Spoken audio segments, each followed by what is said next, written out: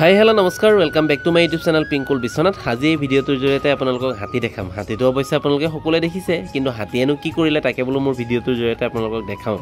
বিশ্বনাথ পঞ্চায়তৰ একেবাৰে কাষতে এজোপা গছ আছিলে, যিজোপা গছ অফিচৰ ফালে হাউলি আছিলে আৰু হাতী লগাই আজি সেই গছজোপা পেলালে। চাওক কেনেকৈ কিমান কৌশলেৰে গছজোপা হাতীয়ে পেলাব চেষ্টা কৰিছে। এইফালে ৰছী লগাই মানুহে টানি আছে আৰু হাতীয়ে ঠেলি দিলে, গছজোপা ধুনীয়াকৈ পৰি গ'ল। এই গছজোপা শিপাৰ সৈতে উঘালিছে। মই ওচৰলৈ গৈ আপোনালোকক ধুনীয়াকৈ দেখাম। প্ৰথমতে গণেশজোপাকেইটা ওলাই আহি লওক, আৰু গণেশজোপা ওচৰত দেখাৰ লগে লগে মোৰ কিবা এটা ভয় লাগে।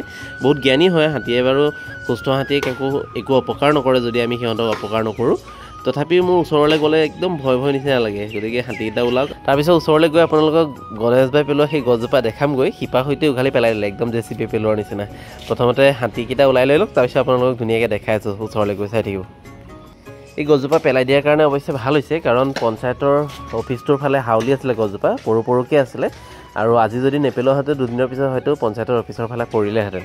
গতিকে হাতী লগাই পেলালে, আৰু দৃশ্যটো চাই ভাল লাগিলে, ভাবিলোঁ আপোনালোকক মোৰ ভিডিঅ'টোৰ জৰিয়তে দেখুৱাওঁ। আৰু হাতী কিমান জ্ঞানী চাব, এইখন বেৰা পাৰ হওঁতেনে কেনেকৈ সাৱধানে পাৰ হ'ব চাব, যাতে বেৰাখন অকণমানো নেভাঙে। পাৰ হৈছে ধুনীয়াকৈ। আৰু এইফালে পাৰ হওঁতে পিছৰ ভৰিটো লাগি গ'ল দেখিছে, তথাপি আনটো ভৰি আকৌ একদম ধুনীয়াকৈ দাঙিছে যাতে বেৰাখন নেভাঙে। চেষ্টা কৰিছিলে নভঙে পাৰ হ'বৰ কাৰণে।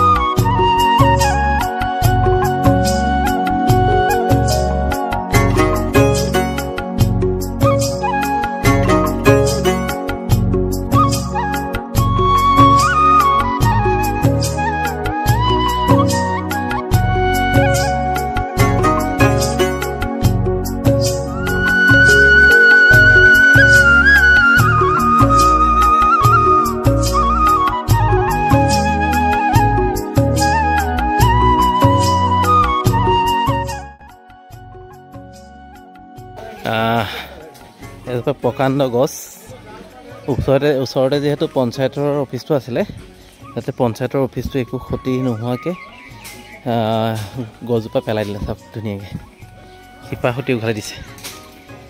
এইটো দেখিলে।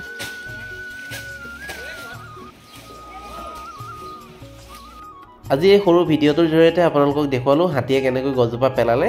অফিচত আৰু ৱালত নেপেলোৱাকৈ কিমান কৌশলেৰে ধুনীয়াকৈ পেলাই দিলে, তাকে দেখুৱাব চেষ্টা কৰিলোঁ। আশা কৰিছোঁ এই সৰু ভিডিঅ'টো আপোনালোকে চাই ভাল পালে। আৰু যদি ভিডিঅ'টো চাই ভাল পাইছে তেনেহ'লে লাইক, শ্বেয়াৰ, কমেণ্ট কৰাৰ লগতে মোৰ পিংকুল বিশ্বনাথ নামেৰে থকা চেনেলটো ছাবস্ক্ৰাইব কৰি দিব বুলি আশা ৰাখিছোঁ। পুনৰ আপোনালোকৰ মাজলৈ এটা সুন্দৰ ভিডিঅ' অনাৰ প্ৰতিশ্ৰুতিৰে আজিলৈ বাই বাই।